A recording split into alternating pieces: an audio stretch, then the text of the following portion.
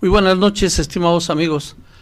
Esta noche voy a estar solo la mayor parte del tiempo. Nuestro estimado amigo Juan Ramón Rodríguez se encuentra ocupado en menesteres propios de su cargo, no olvidando que es el director de esta academia.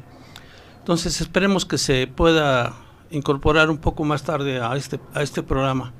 Mientras tanto, los invito a que continúen con nosotros a través de Facebook o a través de YouTube en el canal Tercera Llamada Radio, el programa Señales Ocultas, y hoy vamos a ver el tema, la segunda parte del tema calentamiento global. Aquí vamos a pasar a dar algunos elementos para que ustedes tengan una información suficiente y puedan dilucidar en un momento dado si todos los ataques son gratuitos que tienen los diferentes gobiernos por este tema del calentamiento global. Entonces veremos si tiene o no fundamento, si tienen o no razón tanto las autoridades como aquellos científicos y políticos, por qué no decirlo, que en un momento dado están en contra de este concepto de calentamiento global. Bien, no sé si tengas alguna otra cosa que informarle a nuestro estimado público, Rubén. Bueno, pues buenas noches, Rubén. Entonces, como les decía, vamos a continuar con la segunda parte de ese tema. Se llama específicamente, vamos a ver hoy lo que es lo del calentamiento global. La semana pasada veíamos que el calentamiento global se debe, según los especialistas, según los expertos que defienden este tema, se debe a los gases de efecto invernadero, los cuales actúan como un tapón para evitar que esté saliendo la energía procedente del sol y de origen antropogénico, es decir, de aquellos gases que están en un momento dado creados por el hombre, fabricados por el hombre o liberados por el hombre. En fin, aquí veremos que a pesar de que hay varios gases que le llaman efecto invernadero, como el dióxido de carbono, como el vapor de agua, como el metano, el ozono, los diferentes fluorocarbonados, prácticamente el grueso de la gente que defiende el concepto de calentamiento global se lo hace tirándole o dando explicaciones fundadas en el comportamiento del dióxido de carbono. Entonces empezaremos y entraremos en materia diciendo que el 17 de febrero del 2009 la Agencia de Protección Ambiental, la EPA por sus siglas en inglés, ha declarado formalmente al dióxido de carbono, cuya fórmula CO2, y otros 5 gases que son los acabo de mencionar: el vapor de agua, el óxidos de nitrógeno, el ozono, el metano y los componentes fluorocarbonados que se utilizan como medio refrigerante, los freones. Entonces, todos estos gases atrapan el calor como contaminantes que amenazan la salud y el bienestar público, poniendo en marcha un proceso que regulará a esos gases culpables por el calentamiento global. La EPA dijo que la ciencia que apoya su llamado hallazgo de peligro era convincente y abrumadora. La EPA cree que es muy probable que las concentraciones de estos gases sean responsables del aumento de la temperatura promedio, a pesar de que el enfriamiento global que se informa a medida que el sol desciende tiene lugar por un periodo de actividad mínima. El gobierno federal y de hecho todos los gobiernos de más de 195 países están listos para usar la ley de aire limpio a efectos de exigir a las centrales eléctricas que queman los combustibles llamados fósiles, entiéndase por esto a petróleo, a gas y carbón. Entonces les exigen a esas centrales eléctricas, automóviles y camiones a que reduzcan su liberación de contaminación que cambia el clima, especialmente debido al dióxido de carbono. Entonces, dado que los mismos ambientalistas en materia de calentamiento global le están dando una gran importancia al dióxido de carbono, pues vamos a ver qué es el dióxido de carbono y qué es lo que hace. Bien, el dióxido de carbono, como el aire, el agua y el oxígeno, es esencial para la vida y la salud en general. Específicamente es la clave para resolver, escúchese bien, es la clave para resolver el asma, el cáncer y muchas otras enfermedades crónicas. El dióxido de carbono es un componente esencial de los fluidos tisulares, que es el líquido que se encuentra en los espacios que rodean a las células, y como tal debe mantenerse en un nivel óptimo en la sangre. Por lo tanto, el gas es necesario para complementar diversas mezclas de anestesia y oxigenación para su uso en condiciones especiales como la cirugía de derivación cardiopulmonar y el tratamiento de la diálisis renal. El dióxido de carbono no es el principio y el fin del cambio climático. Eso dice un doctor llamado Lowell Stott. Continuando, el dióxido de carbono es un nutriente, así como un producto de la respiración y la producción de la energía en las células, y su falta o deficiencia es en sí mismo un punto de partida para diferentes alteraciones en el cuerpo. No olvidemos que entre las plantas y nosotros guardamos una relación, porque mientras para la planta es un nutriente el CO2, y utilizándolo a través de la fotosíntesis, es decir, con ayuda del sol, con agua, este CO2 es absorbido por las plantas y lo convierten en lignina y en material maderable. Bien, entonces el CO2 que absorbe la planta le elimina o le quita, le utiliza para sí el carbono, y los dos átomos de oxígeno son liberados al ambiente. Ahora bien, en el caso nuestro, nosotros respiramos oxígeno y a través de esa respiración, a través de nuestro organismo, generamos o exhalamos dióxido de carbono. Pero es necesario pasar por, más bien decirles que el dióxido de carbono es necesario en el cuerpo humano. Su presencia es importantísima, a tal grado que hay un equilibrio entre el oxígeno que respiramos y el CO2 que circula en nuestra sangre. Bien, miren, este CO2 al combinarse con los ácidos del estómago, se forma un ácido carbónico, el cual se disocia en nuestra sangre y forma un ion hidrógeno y un bicarbonato. Entonces, este bicarbonato es responsable de guardar un equilibrio ácido-base en nuestro organismo, de tal manera que, como hemos dicho en otros programas, lo que ocasiona las múltiples enfermedades en en el cuerpo del humano es la acidez y la falta de oxígeno que le acompaña. De tal manera que si nuestro pH se altera porque estamos ingiriendo demasiados alimentos que generan ácidos, entonces debe haber un efecto regulador por parte del CO2 para evitar que se disparen los niveles de pH ácidos y se vayan al campo de del pH alcalino. Aquí es donde entra en juego muy importante, en equilibrio con el oxígeno, este CO2. Bien. Es muy interesante observar que en comparación con la mayor parte de la historia geológica de la Tierra, vivimos hoy en un mundo que se encuentra en un estado de relativa falta de dióxido de carbono. Escúchese, en un estado de relativa falta de dióxido de carbono, especialmente para el crecimiento óptimo de las plantas, por las razones que ya les acabo de mencionar. Solo pregunte a los productores comerciales de tomate que usan niveles mejorados de dióxido de carbono en sus invernaderos para acelerar el crecimiento de los cultivos. Es decir, si no hay presencia de CO2 en la atmósfera, no podrán crecer sanamente y rápidamente las plantas. Por lo tanto, los creadores, los desarrolladores,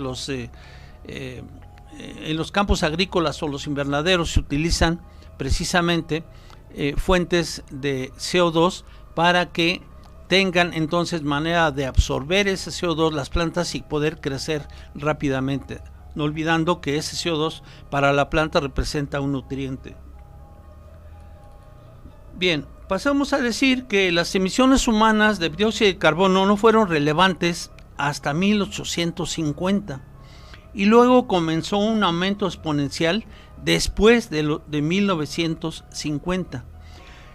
De tal manera que desde 1750 la concentración en el aire ha aumentado de 278 partes por millón o ppm a más de 380 partes por millón de dióxido de carbono, lo que facilita a las plantas adquirir el CO2 necesario para un rápido crecimiento. Los científicos generalmente sugieren que los niveles elevados de CO2 aumentarán los rendimientos de los cultivos convencionales como el maíz, el arroz y la soya en aproximadamente un 13%. La opinión pública tiende a pensar en el dióxido de carbono como un producto de desecho o incluso un veneno, y no es así. A veces lo confunden con el monóxido de carbono, que es o CO. CO es un átomo de carbono y un átomo de oxígeno, que es un veneno.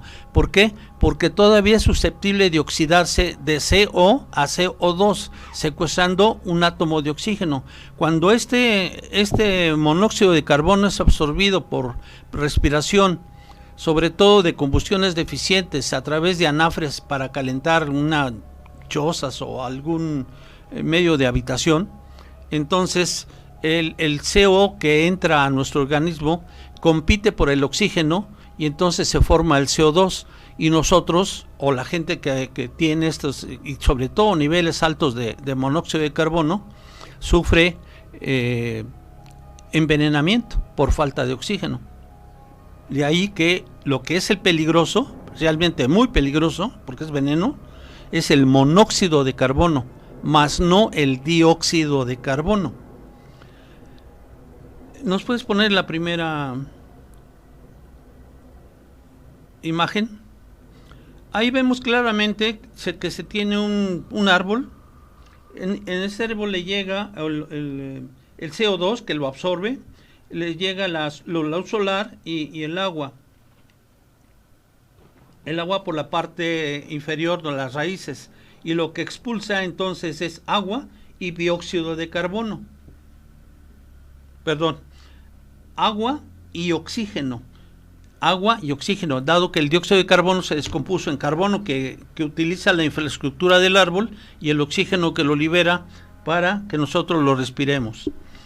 En el siglo XI, Sunds en Berlín reconoció que el dióxido de carbono, a diferencia de oxígeno, no se lleva a cabo por la hemoglobina. Mostró que en la sangre el dióxido de carbono se combina con bases, principalmente como bicarbonato de sodio, que desempeña un papel en el equilibrio ácido-alcalino, la manera que les acababa yo de reseñar.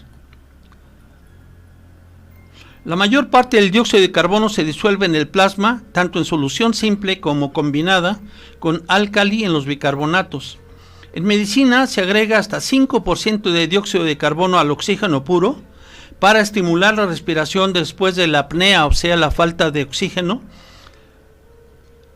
la falta de respiración y por lo tanto falta de oxígeno, y estabilizar el equilibrio de oxígeno a CO2 en la sangre.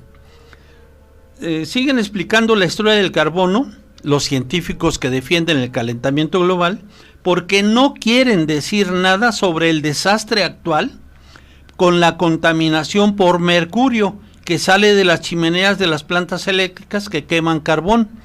Es decir, el mercurio que viene asociado a los combustibles fósiles, al momento de que es quemado en las centrales eléctricas principalmente, se ve expulsado a la forma de vapor y esparcido por la atmósfera, y esto sí constituye definitivamente una fuente venenosa. Se está envenenando la atmósfera que estamos obligados a respirar.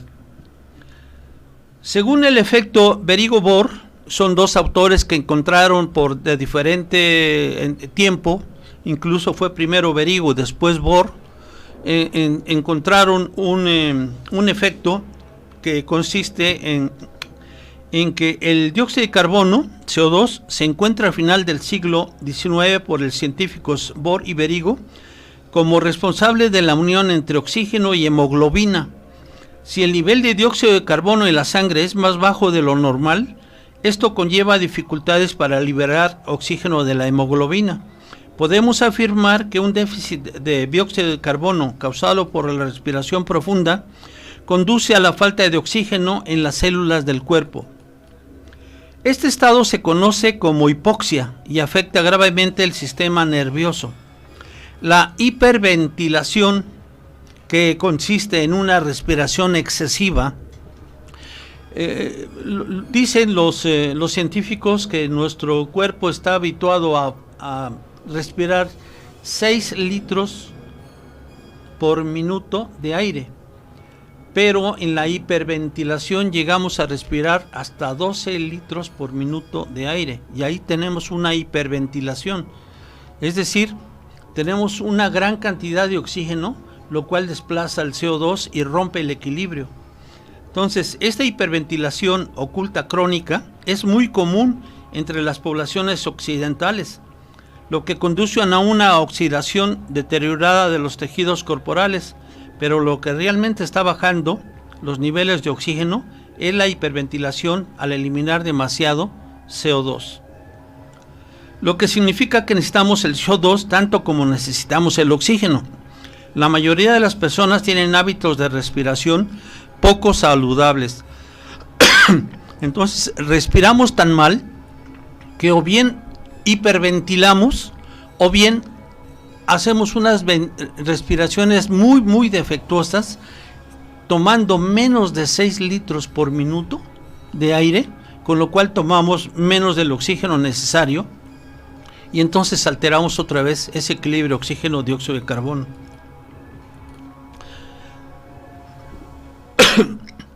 Poco se sabe que la falta de dióxido de carbono es perjudicial, y mucho menos se entiende que el dióxido de carbono es un componente tan fundamental de la materia viva como el oxígeno. La mala oxigenación o hipoxia parece ser un ambiente favorable para el desarrollo del cáncer. Escúchese bien. La mala oxigenación o hipoxia parece ser un ambiente favorable para el desarrollo del cáncer, porque propicia el cambio de pH a niveles altos de acidez, y entonces se elimina el oxígeno, de tal manera que procede o proviene la enfermedad. Mientras que una buena oxigenación favorece el crecimiento sano de los tejidos. El aumento de los niveles de CO2 mediante el uso de bicarbonato de sodio es bueno en el tratamiento del cáncer, porque el bicarbonato aumenta los niveles de dióxido de carbono en la sangre, lo que aumenta la oxigenación de las células. El oxígeno es transportado por la hemoglobina en los corpúsculos, mientras que el dióxido de carbono se combina con el álcali en el plasma. Una muestra de sangre puede ser alta en ambos gases o baja en ambos gases. pero siempre los encontrará presentes. Hay un doctor llamado Timothy Patterson, profesor de geología y director del Centro de Geociencia de Ottawa, en Carleton, de la Universidad de Carleton de Canadá. Dice que las variaciones de dióxido de carbono muestran poca correlación con el clima de nuestro planeta en escalas de tiempo largas, medias e incluso cortas. Nótese, las variaciones de dióxido de carbono muestran poca correlación con el clima de nuestro planeta en escalas de tiempo largas, medias e incluso cortas. Así que no es el carbono del que tenemos que preocuparnos, sino los venenos más mortales que salen de las chimeneas de la industria, como ya lo dijimos, principalmente el que se encargará de negar nuestro futuro. El mercurio que se produce con son aproximadamente unas 20 toneladas diarias, es la verdadera amenaza para el futuro de la humanidad, no el dióxido de carbono. Sin embargo, los científicos ambientalistas que proliferan o que están apoyando el calentamiento global mencionan siempre el dióxido de carbono, pero nunca se ocupan del mercurio. El dióxido de carbono que necesitamos y tener más en aire no nos amenaza en el presente o futuro previsible. De hecho, la mayoría de las personas, parcialmente los enfermos crónicos, tienen deficiencia de dióxido de carbono debido a las condiciones ácidas paralelas a la respiración excesiva ansiosa, junto con la falta de ejercicio. El biólogo Dr. Ray Pitt nos dice que respirar oxígeno puro disminuye el contenido de oxígeno de los tejidos. Respirar aire llamado enrarecido o aire con dióxido de carbono oxigena y energiza los tejidos. Si esto parece al revés, es porque la fisiología médica se ha enseñado al revés. El doctor Buteyko dijo: el dióxido de carbono es la principal fuente de nutrición para cualquier materia viva en la Tierra. Las plantas obtienen CO2 del aire y proporcionan la principal fuente de alimento para los animales, mientras que tanto las plantas como los animales son alimento para nosotros.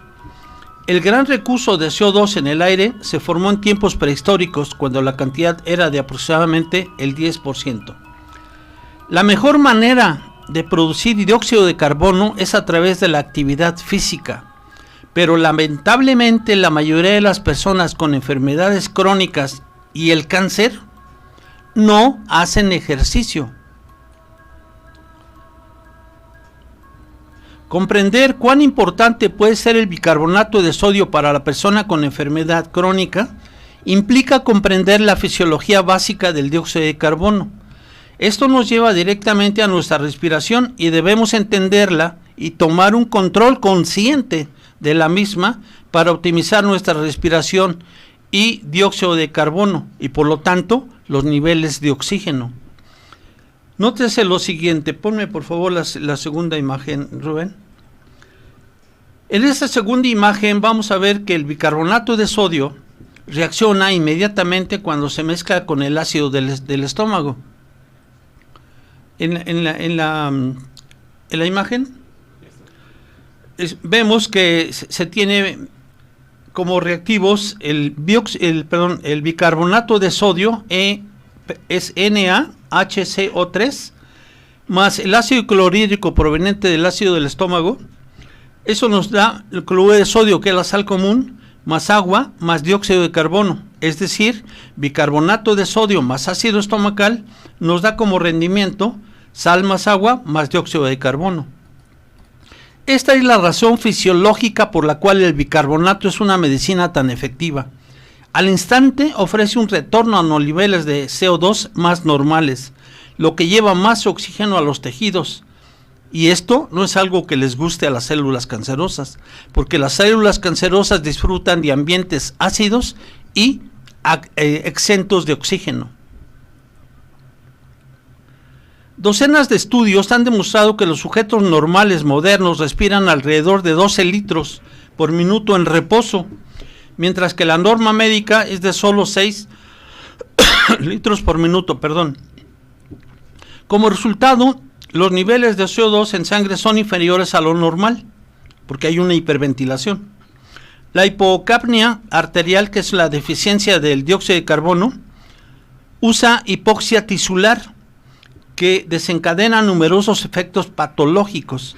La hipoxia celular es la causa principal de la generación de radicales libres y el estrés oxidativo, y la deficiencia de CO2 en la sangre es una de las principales causas de hipoxia, o sea, bajo nivel de oxígeno. Tener un nivel normal de dióxido de carbono en los pulmones y en la sangre arterial, que es de 40 milímetros de mercurio, aproximadamente 5.3 al nivel del mar, es imprescindible para la salud normal. Bien, Bill Gates, aquel famoso fundador, es un empresario fundador de Microsoft, pues ahora cree que sabe más sobre ciencia y medicina que los propios científicos y los médicos. Y en una de sus tantas intervenciones ante el público, tantas conferencias, Gates le dijo a una audiencia que para evitar la extinción humana necesitamos reducir nuestra producción de carbono a cero. Y eso solo se puede lograr matando a todos en la Tierra o negándoles todos los servicios que tienen algún tipo de huella de carbono. Veamos la fórmula mortal que él propone. Ponme la 3, por favor. En esta imagen que se ve en la pantalla, vemos que tenemos una ecuación donde nos dice que el dióxido de carbono es igual a P. P representa el número de personas, multiplicada por S. S son los servicios que hay que suministrarle por cada persona. Esos servicios son, por ejemplo, manejar un vehículo, calentar o enfriar una habitación, calentar o enfriar un alimento o cocinarlo. Todos esos son servicios que utilizan energía. Eso multiplicado por la energía por cada servicio, o sea, la energía que requiere cada uno de esos servicios que les acabo de mencionar, por el CO2 que se produce al generar la energía necesaria para darle servicio a todas esas personas. De tal manera que entonces, como vemos ahí en la ecuación, P son personas y ese servicio por persona, por E, que es una energía por servicio, por C, que es CO2 por energía, y lo que nos queda, entonces CO2 es igual a CO2. Pero analicemos cada uno de esos factores. P es el número de personas. Ese número de personas está creciendo en el mundo. En el mundo ya estamos muy cerca de tener los 8,000 millones de personas. Por lo tanto, si el número P crece, el número de S de servicios por persona también crecerán, y por lo tanto la energía por servicio también siempre será mayor. A medida que crece la población, crecerá la energía que necesitamos suministrarle para satisfacer todos los servicios que requiere esa cantidad de personas. Y por lo tanto, al tener eso, la cantidad de dióxido de carbono que se genera por energía suministrada a esos servicios, pues es alta. De tal manera que entonces el CO2 que se genera, de acuerdo con esta ecuación, es directamente proporcional al número de personas. Si quisiéramos tener una innovación al respecto y decir que tendríamos una tendencia de CO2 hacia cero, tendríamos que hacer esto: reducir el número de personas, con lo cual se reduciría el número de servicios y se reduciría la cantidad de energía, con lo cual también se reduciría la cantidad de CO2 emitida cuando se está obteniendo esa energía. Pero también tenemos otras fuentes de energía que son limpias, por ejemplo la energía eólica, la energía solar, la energía marítima. Todas esas energías que se utilizan, que son limpias, no generan CO2. Pero ¿de qué orden estamos hablando? De sustitución de las energías que se obtienen por quemando combustibles fósiles por aquellos que son obtenidas por las energías limpias. Es muy poco. De tal manera que aquí, de acuerdo con esta fórmula, repito, se tendrían que disminuir el número de personas en el mundo para reducir el número de servicios por persona, lo cual reduciría la energía por servicio que se requiere suministrar y con lo cual bajaríamos el dióxido de carbono que se produce para satisfacer la cantidad de servicios que genera o que utiliza cada una de esas personas. Por eso se le llama una fórmula mortal. Bien, 1/3 del dióxido de carbono que estamos emitiendo acaba en el océano, es decir, el océano actúa como un resumidero de dióxido de carbono. Ese dióxido de carbono lo utiliza para obtener el fitoplancton y también para almacenarse en esos mares o esos océanos, esos cuerpos de agua. Entonces, estamos hablando de 1/3 que termina, un 1/3 del CO2 que termina en el océano. Otro tanto, o sea, otro 1/3 permanece en la atmósfera como gas, que dicen los ambientalistas, como gas efecto invernadero, y el último es retirado por los bosques, es decir, es consumido por los bosques, actuando también como un resumidero. Bien, nos pone la siguiente figura, la 4.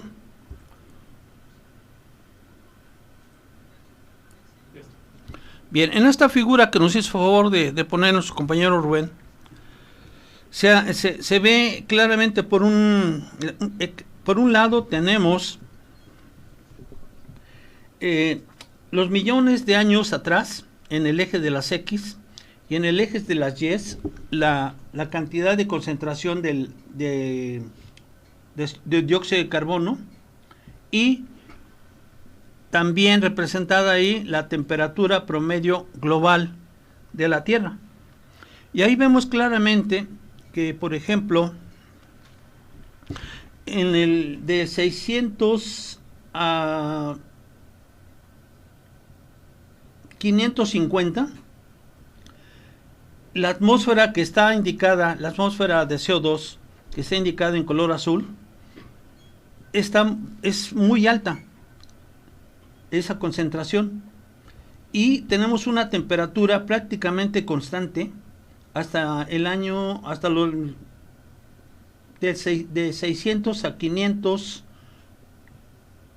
¿no es cierto?, de 600 a 550 millones de años, prácticamente constante, de tal manera que esto es independiente del contenido de la temperatura, es independiente del contenido de CO2 en la atmósfera. Y si analizamos la parte media donde va descendiendo, digamos, de 400 millones de años a 300 millones de años, desciende bruscamente la concentración del dióxido de carbono y también desciende en esa zona la temperatura de la atmósfera, ¿sí? Bien, pero entonces aquí podríamos decir varias cosas. En los primeros millones de años, prácticamente es independiente la cantidad de CO2 presente en la atmósfera de la temperatura de la misma. Cuando baja la temperatura, baja también la concentración. Aquí podríamos decir que primero baja la temperatura y después baja la concentración del CO2, no al revés, ¿sí? Como dicen los científicos. Los científicos dicen que el CO2 alto genera altas temperaturas y de acuerdo con esta gráfica vemos que es lo contrario. Es decir, aquí tenemos, o es que es independiente de alguna manera. La baja concentración de CO2 tiene una baja temperatura. Y de los millones de años, digamos, del 280 hasta nuestra época, prácticamente se mantiene constante como al principio, hace 600 millones de años, con una ligera baja entre 200 y 100, o sea, a los 150 hay una baja, pero hay una alta, fíjense, hay una alta en la concentración del CO2 en la atmósfera, Es decir, aquí vemos, de acuerdo con esta gráfica, que no hay ninguna correlación entre la cantidad o la concentración de dióxido de carbono presente en la atmósfera y la temperatura de la misma. Nos dicen los científicos que los cambios de temperatura son debidos al cambio en la concentración de CO2 en la atmósfera, y de acuerdo con el análisis que acabamos de hacer en la gráfica, no es así.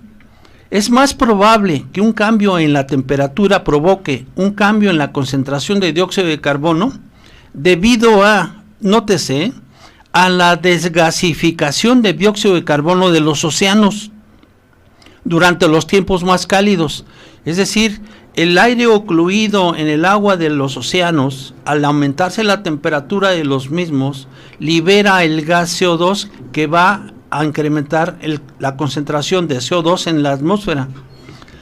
Y sucede lo contrario cuando hay una absorción de dióxido de carbono durante los periodos más fríos. Entonces, realmente no se sabe si los niveles más altos de dióxido de carbono evitarán o reducirán el deslizamiento eventual hacia otra glaciación o hacia el calentamiento global. Sin embargo, la historia a largo plazo simplemente no respalda una fuerte correlación entre el dióxido de carbono y la temperatura. Eso es lo que hay que aclarar primero que nada. Y de lo que sí podemos estar seguros es de que niveles más altos del dióxido de carbono resultarán en un mayor crecimiento de plantas y de biomasa, debido a que para ellos es un nutriente el cual lo absorben, y junto con la energía y el agua, energía del sol y agua proveniente de la parte baja de las raíces de los árboles, pues crea lignina, y a su vez se crea la madera.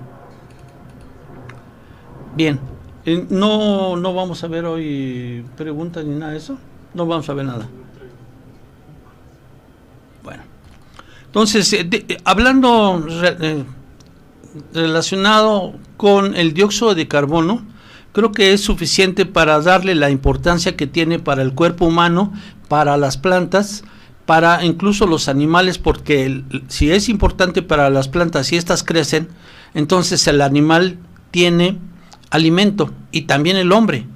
El hombre come plantas y también se come al animal que come plantas. Entonces, mientras haya vegetales, habrá vida, y habrá vegetales mientras haya agua, oxígeno y dióxido de carbono. Entonces, no es tan malo como lo presentan los ambientalistas, encargados de fomentar el calentamiento global. Bien, si hemos estado hablando de una determinada correlación, la cual vimos que ya no existe entre la concentración de dióxido de carbono en la atmósfera y la temperatura, pasemos ahora a ver el concepto de temperatura. Bien, nótese este punto, esta parte es bien importante.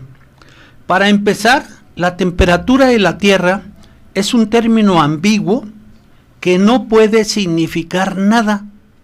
En un momento dado, es posible medir la temperatura de alguna parte muy pequeña de la Tierra, como tal vez un vaso de agua. En ese mismo momento, otras temperaturas de la Tierra que podrían medirse mostrarán una variación de la temperatura, por ejemplo, de la roca fundida, que se encuentra alrededor de 705 grados a 1204 grados centígrados. A esa temperatura se funde la roca. O por ejemplo, el hielo polar, que lo tendríamos de 0 a menos 60 grados centígrados. La variación diaria del mismo lugar en la Tierra puede ser de 0 grados a 60 grados. La variación del mismo lugar en la Tierra puede ser de 50 a 60 grados Fahrenheit, que es de 10 a 15.5 grados centígrados.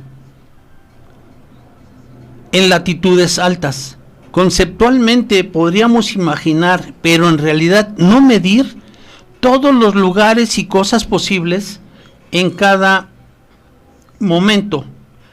debido o a través de todas las estaciones y luego promediar estos datos. Imagínense que para poder sacar el dato correcto, promedio de la temperatura de la Tierra, ¿en cuántos puntos tendríamos que tener o deberíamos tener estaciones medidoras o registradoras de temperatura?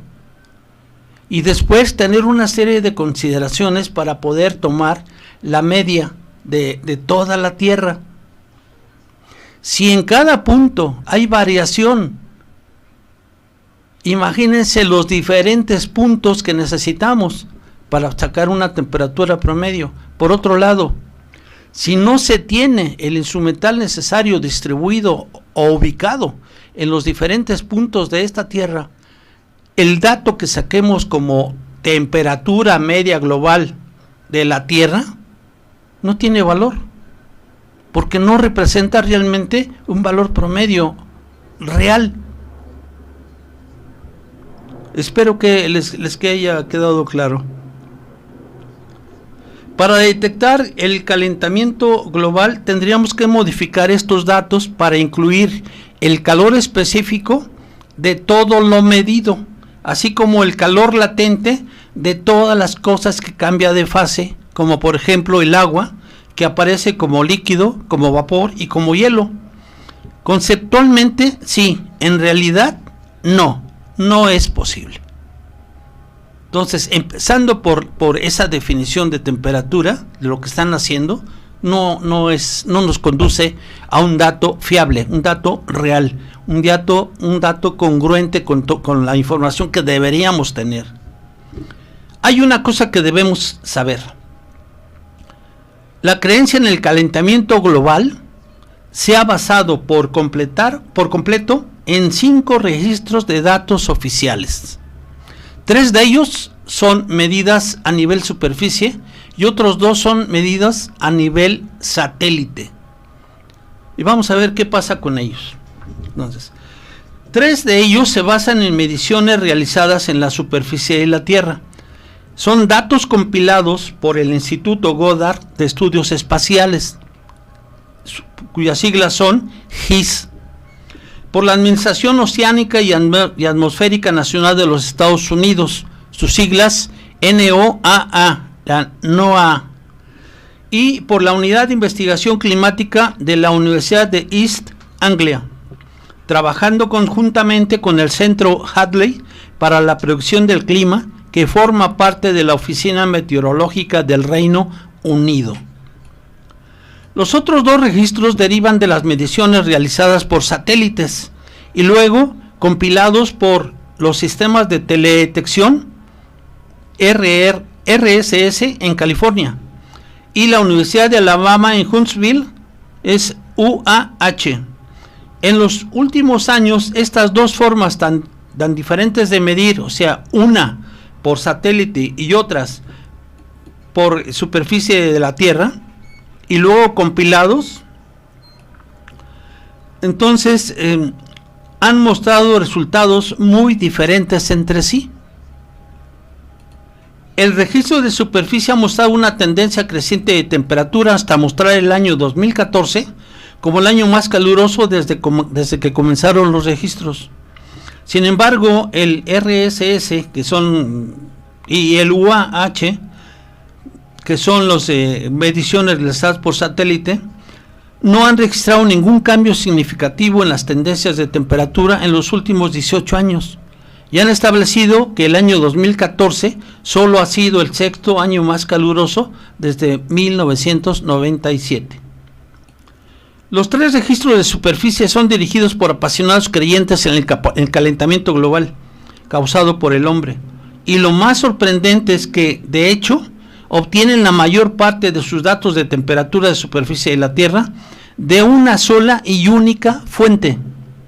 Esa fuente es el Global Historical Climate Network del gobierno estadounidense, por sus siglas GHCN, administrado por el NOAA de los Estados Unidos, que depende del Departamento de Comercio de los mismos Estados Unidos. Hay 2 aspectos en todo el sistema de medición de temperatura de superficie que durante mucho tiempo ha preocupado a un creciente número de estadísticos, meteorólogos y expertos bloggers del mundo de la ciencia. Uno de estos aspectos es que la red de estaciones que supuestamente cubre toda la superficie del planeta y de la que extrae sus datos GHCN es realmente precaria. Hasta el 80% de la superficie de la Tierra no está cubierta de forma fiable por estaciones de medición. De hecho, desde 1990 el número de estaciones de registro en superficie se ha reducido a la mitad, pasando de 12,000 a menos de 6,000, y la mayoría de ellas se sitúan en zonas urbanas o lugares donde los estudios han demostrado que gracias al efecto de isla de calor urbano, las lecturas pueden ofrecer registros de hasta 2 grados centígrados más que en aquellas zonas rurales en las que se han eliminado estaciones de registro de datos. Para llenar estos enormes vacíos en recopilación de datos, se ha recurrido a recreaciones informatizadas, o sea, programas, para simular las temperaturas en las zonas no cubiertas, de manera que las temperaturas más altas registradas por las estaciones urbanas conducen a una previsión de temperaturas más elevadas en aquellas zonas donde realmente no se han registrado las temperaturas, contribuyendo en ello a la creencia de un calentamiento global. Fíjese todos los recovecos que tiene toda esta situación, ¿no? Bien, a pesar de todo esto hay pronósticos de temperaturas récord.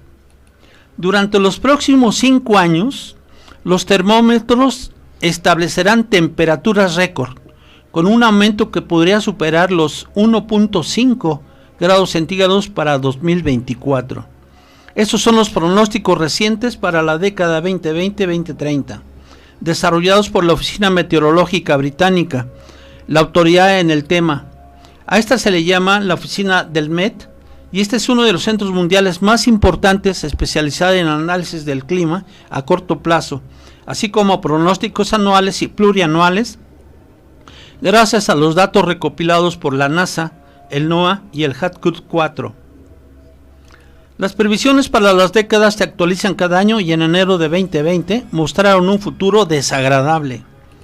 Según expertos de la oficina del Met, de hecho, ya en los primeros 5 años de la próxima década, los modelos de pronóstico sugieren un mayor calentamiento en gran parte del planeta, especialmente en las altas latitudes del norte, con impactos climáticos potencialmente importantes, especialmente en Europa, Asia, América del Norte y África.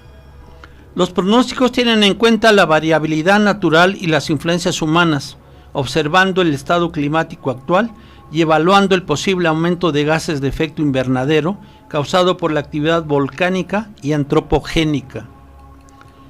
El último pronóstico de la Met Office se realizó analizando las temperaturas registradas en la superficie del mar, así como las registradas debajo de la superficie del océano, además de tener en cuenta la salinidad de las aguas y los vientos atmosféricos.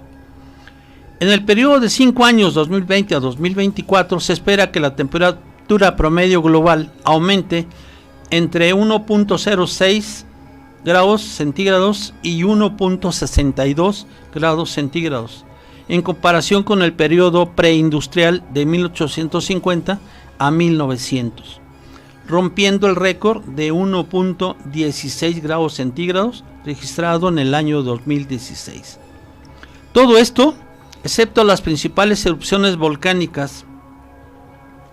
Por lo tanto, el análisis muestra una tendencia de calentamiento adicional que también podría llevarnos a superar, aunque sea temporalmente, los objetivos establecidos por el Acuerdo de París.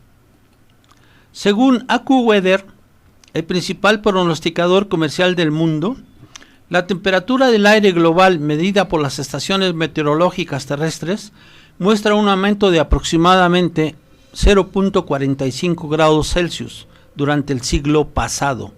Esto puede no ser más que la variación climática normal y varios sesgos en los datos que pueden ser responsables de parte de este aumento. Las temperaturas globales promedio pueden ser muy engañosas, ya que muchas de las lecturas se toman alrededor de las principales áreas metropolitanas, que se sabe que son islas de calor. Los datos de satélite, que no están sujetos a ninguna distorsión local basada en la Tierra, indican un ligero enfriamiento en el pasado o en los pasados 18 años.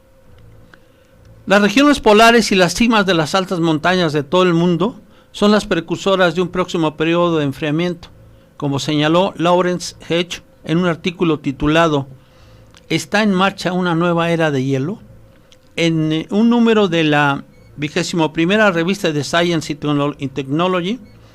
La importancia del hecho, entendida de inmediato por cualquier climatólogo competente, es que el avance glacial es una advertencia temprana del enfriamiento del hemisferio norte, del tipo que puede provocar una edad o una mini edad de hielo.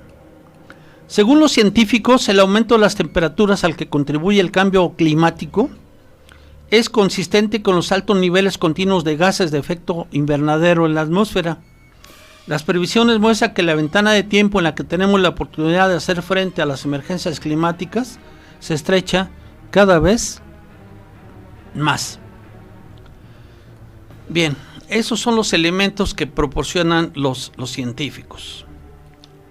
Vamos a ver datos que proporciona la gente que está en oposición al calentamiento global y que se ha encargado de buscar algunos elementos para tratar de desmentir lo que está diciendo los científicos que apoyan el calentamiento global.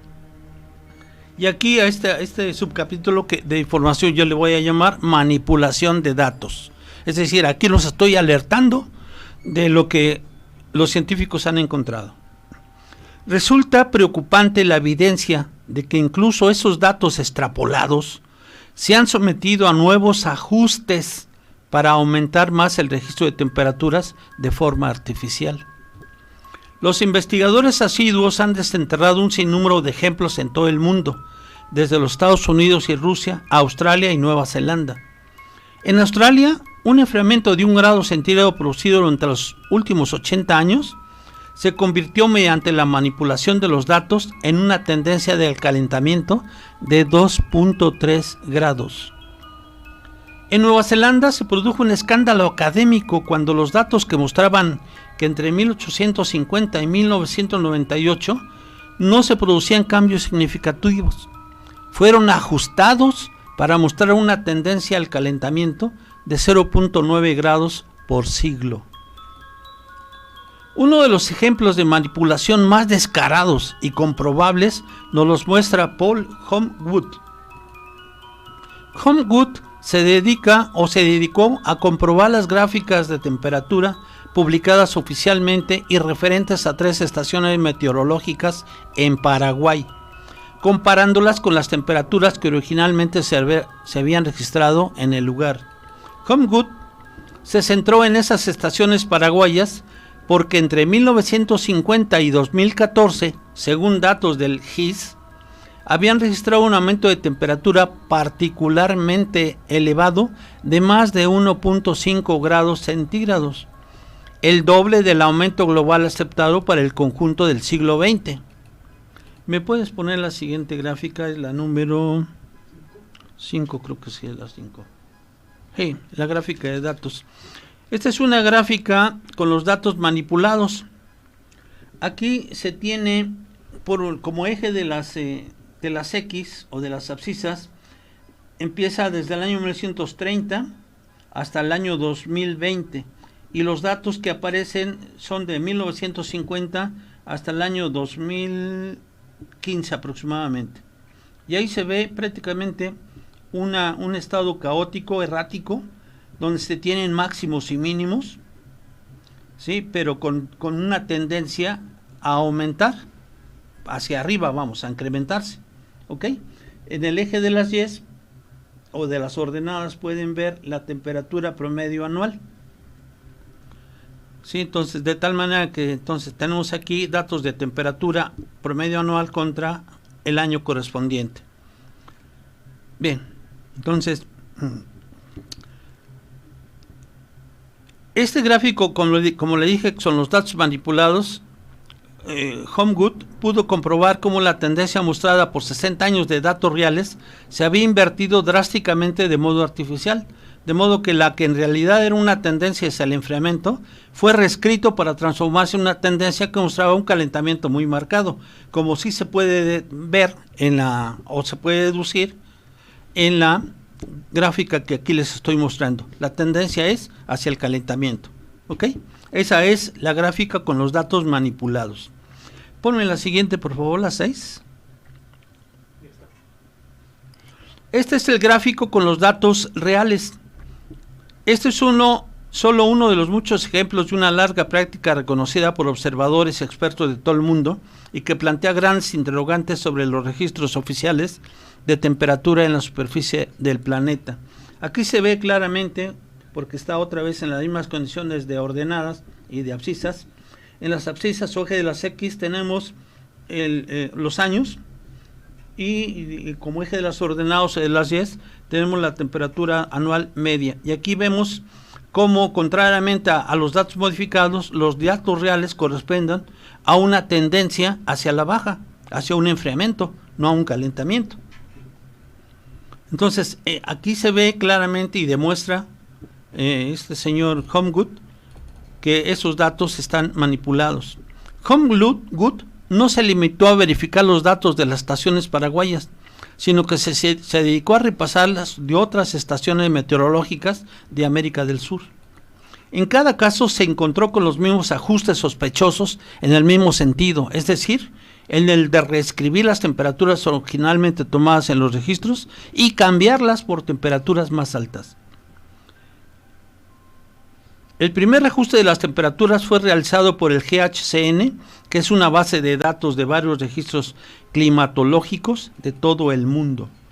Luego, esos reajustes o manipulaciones de los datos fueron amplificados por dos de los principales registros oficiales de temperaturas de superficie, el Instituto Goddard de Estudios Espaciales GIS y el Centro Nacional de Datos Climáticos CNDC, que utilizan las supuestas tendencias de calentamiento para estimar la evolución de las temperaturas en las amplias regiones de la Tierra donde no se toman mediciones por la falta de estaciones meteorológicas.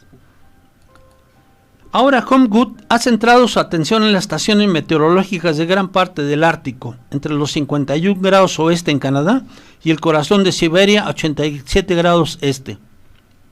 Una vez más, en casi todos los casos se han realizado los mismos ajustes de registros de temperatura en el mismo sentido, es decir, reescribiendo las temperaturas originalmente medidas hasta mostrar calentamientos artificiales de más de 1 grado centígrado. Esto me pone la siguiente figura, o la imagen es la fotografía de un señor Traus Johnson. Esta persona, esto ha sorprendido a gente como Traus Johnson, que está su fotografía en la pantalla, quien pasó mucho tiempo a cargo de la investigación climática en el Centro Meteorológico de Islandia y con quien Homewood ha estado en contacto. Johnson se sorprendió al ver cómo la nueva versión de los datos hace desaparecer por completo lo que se llamaron los años del mar de hielo de Islandia en torno a 1970, cuando un periodo de enfriamiento extremo casi devastó la economía de su país. Uno de los primeros ejemplos, ponme la siguiente por favor, es la imagen que vamos a ver es la fotografía de Steve McIntyre. Uno de los primeros ejemplos de estos ajustes fue expuesta en 2007 por el estadístico Steve McIntyre, cuando descubrió un artículo publicado en 1987 por James Hansen, el científico que más tarde se volvió un fanático activista climático, que durante muchos años dirigió el Instituto Goddard de Estudios Espaciales, o GIS por sus siglas en inglés. Los gráficos originales de Hansen mostraban cómo las temperaturas en el Ártico en torno a 1940 eran mucho más altas de lo que lo han sido en cualquier momento histórico desde entonces. Pero como Homewood revela en su blog, el Instituto Goddard invirtió esos datos al revés, consiguiendo que las temperaturas del Ártico en los años 40 parecieran tan bajas que cualquier temperatura posterior indique un proceso de calentamiento global. El interés de Hopgood, me pone la siguiente por favor, es un osito polar. El interés de Hopgood en el Ártico es en parte debido a que la pérdida de hielo polar, así como la desaparición de los osos polares, se ha convertido en la carta de presentación principal para defender el argumento de que estamos amenazados por un calentamiento global desbocado. Pero él eligió ese tramo concreto del Ártico, ya que es donde el hielo se ve afectado por la llegada de agua más caliente, procedente de los cambios cíclicos en las corrientes atlánticas, un proceso que alcanzó su punto máximo hace 75 años, hacia los años 40, cuando se derritió mucho más hielo del Ártico del que se ha derretido recientemente. Es decir, ha estado manipulando y ajustando tanto fotografías como condiciones, como datos. Lo que resulta extremadamente grave en todo este asunto es la forma en que esta manipulación al por mayor de los datos oficiales de temperatura, algo perpetrado por el GHCN y el GIS, por razones aún no explicadas, se ha convertido en una enorme manipulación científica y en el que empieza a ser el mayor escándalo científico de todos los tiempos. Si el mundo científico es capaz de perpetrar manipulaciones de este tipo por intereses que aún desconocemos, ¿cómo y por qué deberíamos seguir confiando en ellos? Así pues, cuando en las noticias de la televisión alguno de esos pseudo periodistas que se dedican a repetir las instrucciones nos digan que del calentamiento global es la mayor amenaza que enfrenta a la humanidad, pensemos en cómo se están manipulando los datos para vendernos una vez más una gran y enorme mentira. Ponme la siguiente figura, por favor, es la 10, temperatura global. En esta gráfica es sumamente importante porque aquí vamos a ver que a través de los años se suceden épocas de calentamiento y épocas de enfriamiento alternadamente. Y así, por ejemplo, en esta gráfica tenemos desde el año 2400 hasta la actualidad. Y ahí vemos que hubo una parte muy caliente en el año 2200 antes de Cristo, y después ya al finalizar por ahí del año 2000 hubo un enfriamiento repentino o súbito, y de tal manera que por ahí del año 1900 empezó una era de gran migración, o sea, en los tiempos normánicos, y se ve una zona de enfriamiento, es decir, estamos por debajo del eje positivo o de la zona positiva de temperatura. La zona positiva de temperatura lógicamente se encuentra por encima del eje de las X, y la zona negativa o valores negativos de temperatura se encuentra por debajo del mismo eje. Y así vemos aquí en este análisis de esta gráfica que, por ejemplo, hay un enfriamiento global importante en 2007 hasta 2009. Es una caída de 0.9 grados Fahrenheit entre las temperaturas globales ocurridas desde octubre de 2007 a febrero de 2009.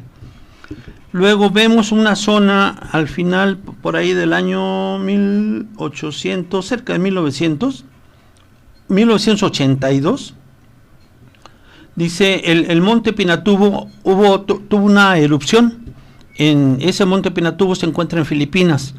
Aquí hubo un rápido enfriamiento de 1.1 grados Fahrenheit de junio de 1991 a marzo de 1992 en la temperatura global. Después podemos decir también que cada vez que la radiación solar disminuye, la actividad volcánica aumenta. Por lo tanto, la temperatura global cae súbitamente, a menudo en semanas o meses. Esto se explica de la siguiente manera. Cuando un volcán hace erupción, expulsa a a altas distancias de la atmósfera partículas que forman una espesa nube, y entonces esa nube de partículas refleja la luz solar. Por lo tanto, cuando eso sucede, hay una súbita baja de temperatura.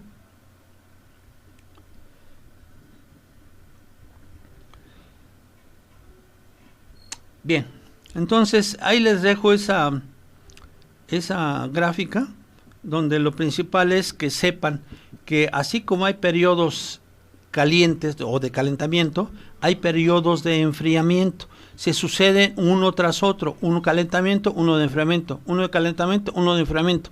Y aquí estamos viendo que al final, en nuestra época, ha habido dos zonas de calentamiento en 1998, primero en 1991 y luego en 1998, y entre esas dos años hubo un pequeño descenso de temperatura.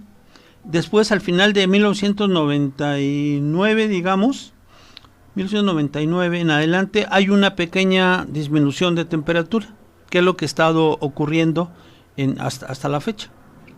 Una disminución de temperatura con respecto a la temperatura que teníamos de calentamiento en años anteriores, entre el 91 y el 98.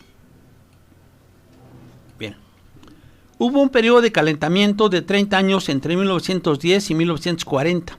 Luego un enfriamiento de 1940 a 1970, justo cuando las emisiones de CO2 comenzaron a aumentar exponencialmente. Y luego un calentamiento de 30 años entre 1970 y el año 2000, que fue muy similar en duración y aumento de la temperatura a la subida de 1910 a 1940.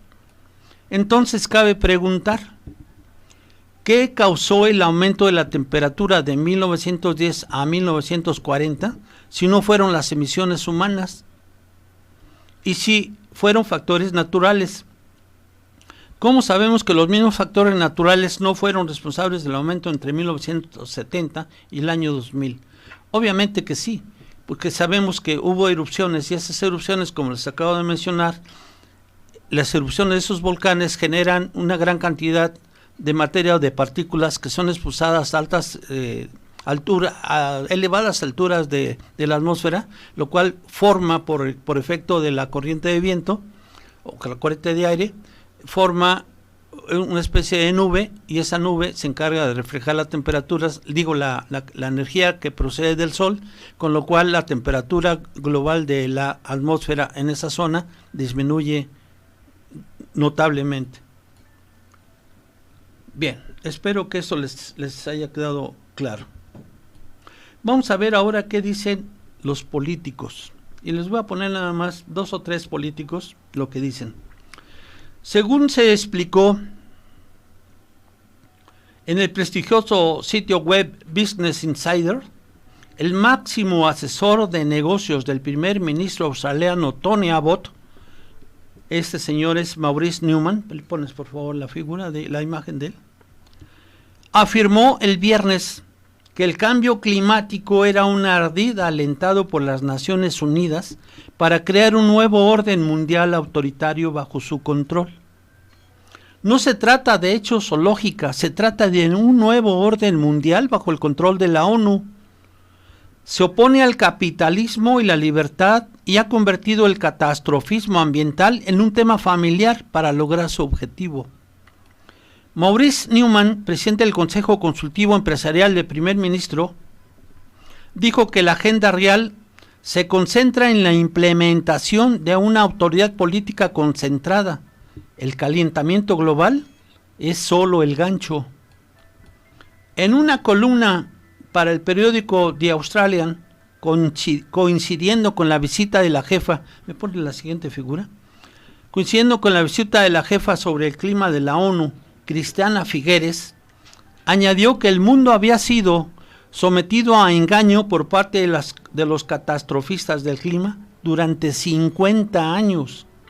Por otro lado, Christiana Figueres dice que la democracia es un sistema político pobre para combatir el calentamiento global.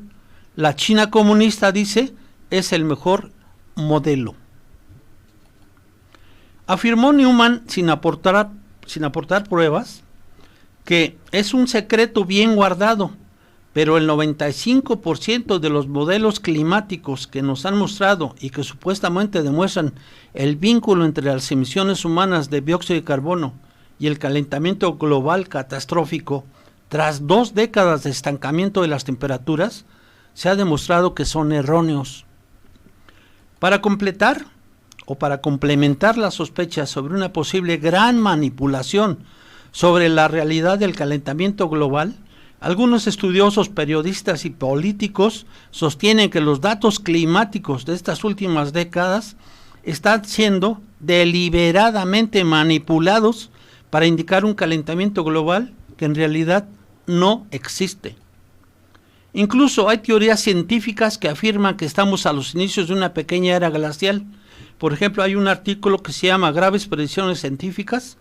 ¿Estamos al borde de 30 años del frío extremo? Lo cierto es que se hace difícil saber quién tiene la razón y quién no la tiene en esta extraña batalla por el calentamiento global, pues él dice, ese señor Maurice Newman, no somos científicos. Lo que sí parece claro, no obstante, es que la lucha contra el calentamiento global será utilizada como un subterfugio para imponer algún tipo de autoridad internacional global.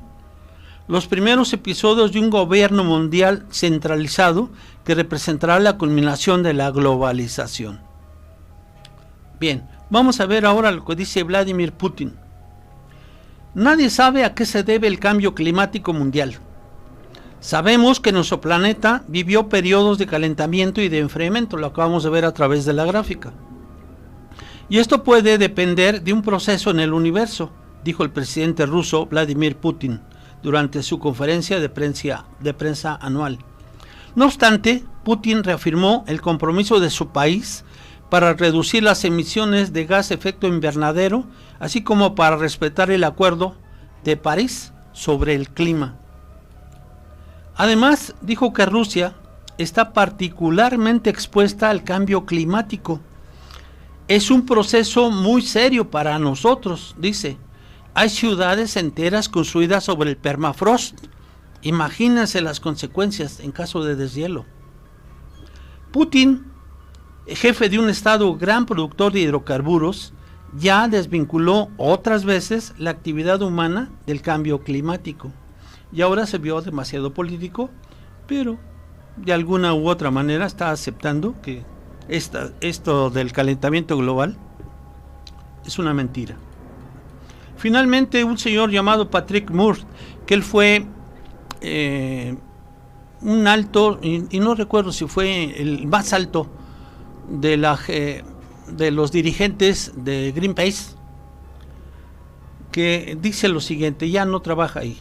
Por observación directa ya sabemos que las predicciones extremas del impacto del CO2 en la temperatura global son altamente improbables, dado que aproximadamente 1/3 de todas nuestras emisiones de dióxido de carbono se han descargado durante los últimos 18 años y no ha habido un calentamiento estadísticamente significativo.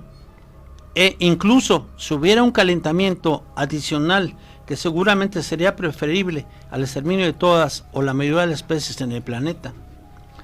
Lo escuchaste aquí. Las emisiones humanas de dióxido de carbono han salvado la vida en la tierra del hambre y la extinción inevitable debido a la falta de CO2. Si eso no es una buena noticia, no sé qué es.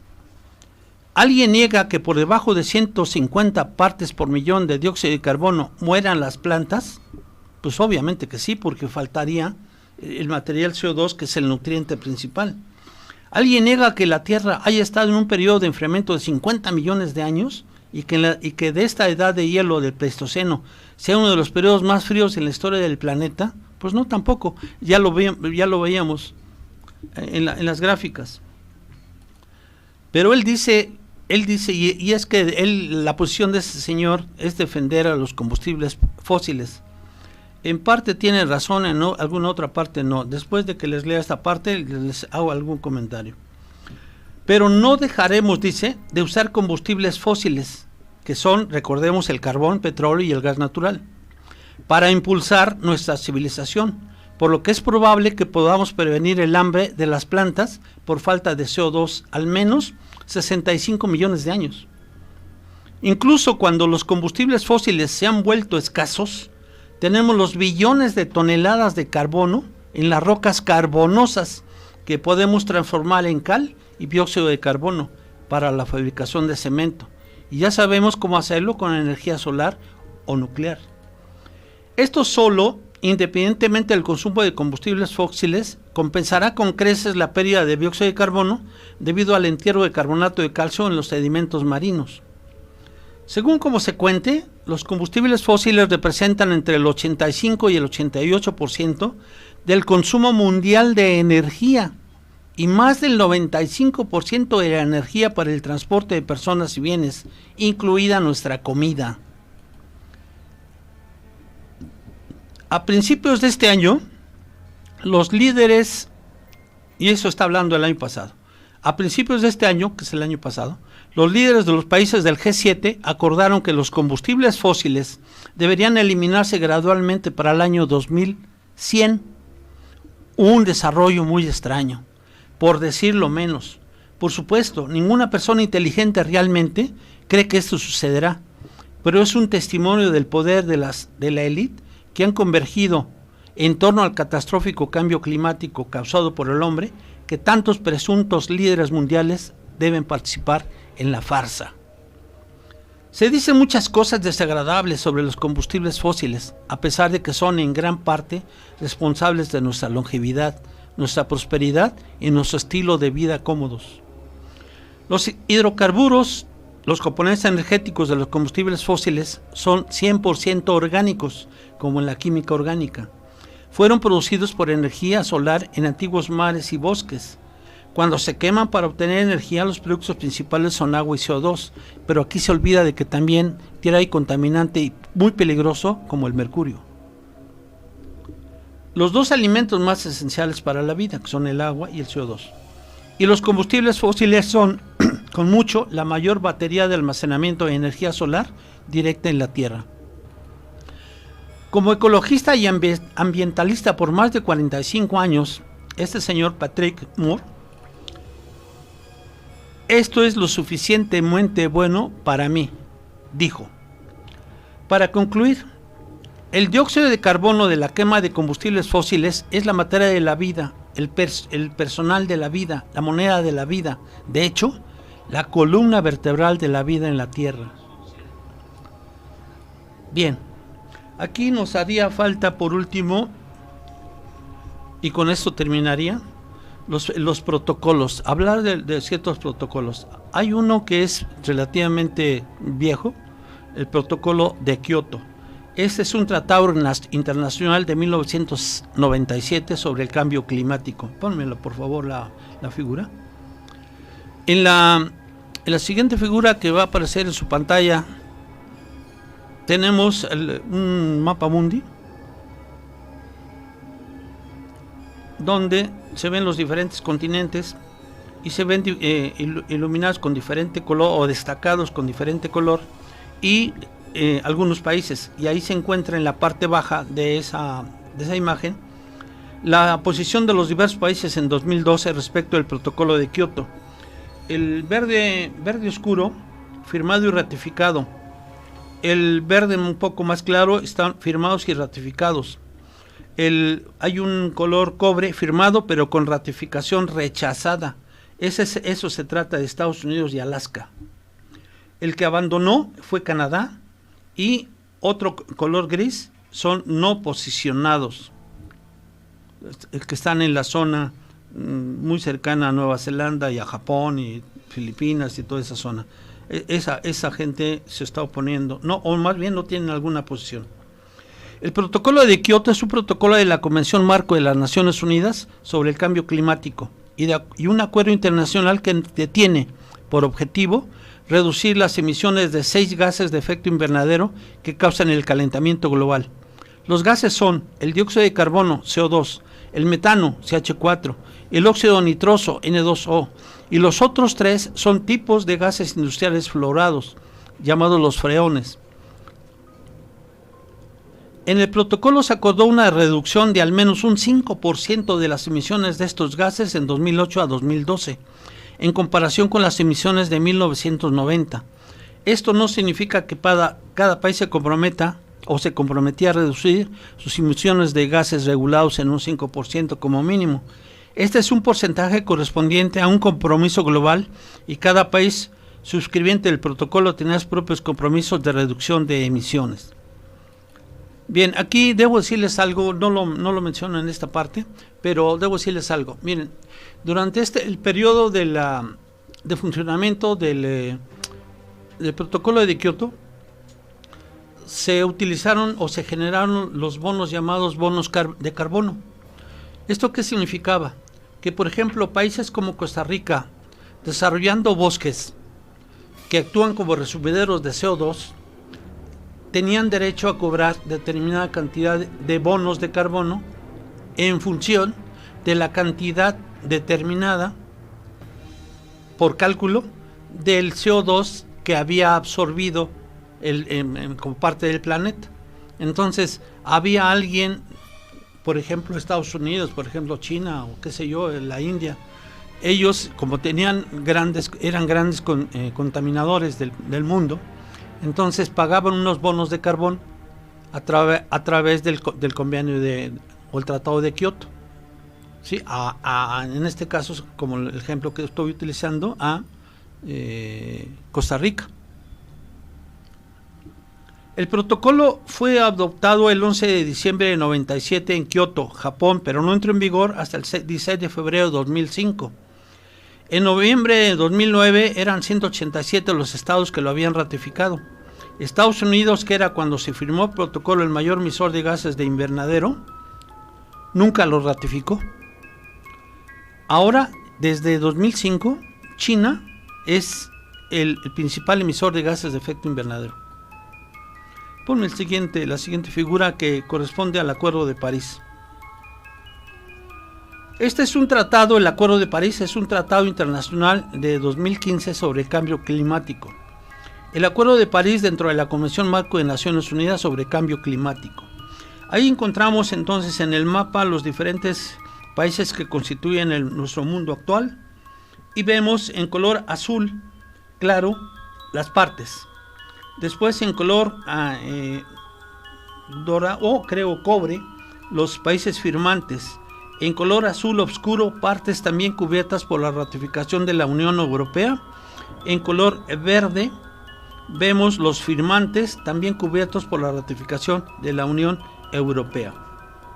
El Acuerdo de París es un acuerdo dentro del marco de la Convención Marco de las Naciones Unidas sobre el Cambio Climático que establece medidas para la reducción de las emisiones de gases de efecto invernadero, GI, a través de la mitigación, adaptación y resiliencia de los ecosistemas a efectos del calentamiento global. Su aplicabilidad sería para el año 2020, o sea, para este año, cuando finaliza la vigencia del Protocolo de Kioto. El acuerdo fue negociado durante la 21ª Conferencia sobre Cambio Climático por los 195 países miembros, adoptado el 12 de diciembre de 2015 y abierto para la firma el 22 de abril de 2016 para celebrar el Día de la Tierra. Hasta el 3 de noviembre de 2016, ese instrumento internacional había sido firmado por 97 partes, lo cual comprende 96 países firmantes individualmente y la Unión Europea, la cual ratificó el acuerdo el 5 de octubre de 2016. De esta manera se cumplió la condición para la entrada en vigor del acuerdo, artículo 21,1, al ser ratificado por más de 55 partes que suman más del 55% de las emisiones globales de gases de efecto invernadero. El jefe de la Conferencia de París, el ministro de Asuntos Exteriores de Francia, Laurent Fabius, dijo que este ambicioso y balanceado plan es un punto decisivo histórico en el objetivo de reducir el calentamiento global. El 1 de junio de 2017, el presidente Donald Trump anunció la retirada de Estados Unidos de este acuerdo, dadas sus promesas de campaña en pro de los intereses económicos de la nación. ¿No será porque él es republicano y Al Gore, que fue el promotor de todo esto, sea demócrata? Ahí les dejo la pregunta. Todos los demás países del mundo reiteraron su compromiso y comunicaron que no se iban a retirar del acuerdo, aunque Estados Unidos lo hiciese. Los países latinoamericanos que más se habían involucrado con la consecución de los objetivos fijados en el acuerdo expresaron su preocupación por la reducción de transferencia de tecnología y financiación internacional que supondría la retirada de Estados Unidos para su proceso de transición energética. Bien, el protocolo de Montreal. Este protocolo de Montreal es un protocolo del convenio de Viena para la protección de la capa de ozono, diseñado para proteger la capa de ozono, reduciendo la producción y el consumo de numerosas sustancias que se ha estudiado que reaccionan con ella y se cree que son responsables del agotamiento de la misma. El acuerdo fue negociado en 1987 y entró en vigor el 1 de enero de 1989. La primera reunión de las partes se celebró en Helsinki en mayo de ese 1989. Desde ese momento, el documento ha sido revisado en varias ocasiones, en 1990 en Londres, en 1991 en Nairobi, en 1992 en Copenhague, en 1993 en Bangkok, en 1995 Viena, en 1997 en Montreal y en 1999 Pekín. Se cree que si todos los países cumplen con los objetivos propuestos dentro del tratado, la capa de ozono podría haberse recuperado para el año 2050. Debido al alto grado de aceptación e implementación que se ha logrado, el tratado ha sido considerado como un ejemplo excepcional de cooperación internacional con el objetivo de la recuperación de la capa de ozono. Y me pones finalmente, por favor, la última. En esa última imagen que va a aparecer en su pantalla en breve, se representa al mundo, se tiene al mundo en la parte donde está la Antártida, y ahí se ve precisamente una diferencia de color que significa el agujero de ozono que en ese momento tenía, en septiembre de 2000. El mayor agujero de ozono antártico registrado en septiembre de 2000. El tratado se enfoca en la eliminación de las emisiones mundiales de sustancias agotadoras de la capa de ozono. El tratado propone la reducción en su producción y consumo hasta llegar a la eliminación parcial. Bien, mis estimados amigos, con esto pues daríamos fin a este programa, no sin antes decirles lo siguiente, que algo que estoy plenamente convencido. Se debe desarrollar una política ambiental que se base en la ciencia y en la lógica, en lugar del sensacionalismo, la desinformación, el antihumanismo y el miedo. Aquí se está mezclando una serie de factores económicos, políticos, sociales e intereses particulares de un grupo elitista que está dañando al resto de la humanidad. No se vale. Con fundamento, este desarrollo de esta política ambiental debe hacerse con fundamento en bases reales, sin sesgos político-financieros. Y pues con esta reflexión final, y ya habiendo pasado por todos los diferentes elementos que se dan, y se trata de demostrar que pues finalmente la temperatura que nos dan como dato de temperatura de la Tierra pues es una vacilada, así la podemos calificar, por lo menos decentemente. Y ya decíamos el por qué. La Tierra, tendríamos que tomar una serie de puntos de la Tierra mayor de la cantidad que ahorita se está utilizando ahorita, del orden de 6,000 puntos o estaciones meteorológicas, los cuales obviamente resultan insuficientes para poder tener un dato que pueda ajustarse a la realidad. Y luego, si se toman todavía con sesgos, ubicando esas estaciones meteorológicas en islas de calor, que pueden considerarse así, pues obviamente también propios ajustes que se hagan a esos datos de temperatura, pues caen en un ¿qué les diré? Pues una vacilada, es un dato que no sirve para nada. Y luego, si todavía, a pesar de todo eso, todavía esos datos son ajustados y manipulados conforme a los intereses de la elite, pues está peor la cosa. Y eso está demostrado, como lo hizo este señor Humgood y otros investigadores. Está demostrado que se están manejando, que se están manipulando esos datos.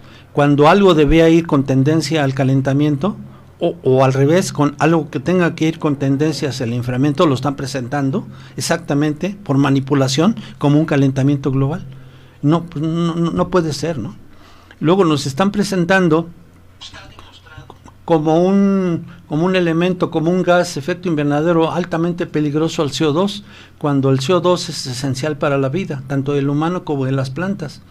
Y si es siendo el alimento de los animales la planta, y siendo alimento las plantas y los animales de la humanidad, pues es necesario que contemos con ese CO2 en la atmósfera. Si no, ¿de dónde va a tomar para su crecimiento las plantas, los árboles? ¿De dónde van a tomar material para convertirlo en lignina y convertirlo en material maderable? Y finalmente para que ellos crezcan, porque el CO2 es un nutriente para las plantas y es un gas necesario para la vida del humano, como se los estuve diciendo aquí en esta reseña de este programa. En fin, les dejo todo ese material, lo que dicen los políticos, los protocolos que hay en el mundo, cuál era su objetivo, cuándo se fundaron, cuándo desaparecen, etcétera. Y yo creo que ya podrán ustedes tener pues cierta información y tomar un criterio perfectamente informado y no creer lo que nos están diciendo los gobiernos. No tenemos por qué creerles.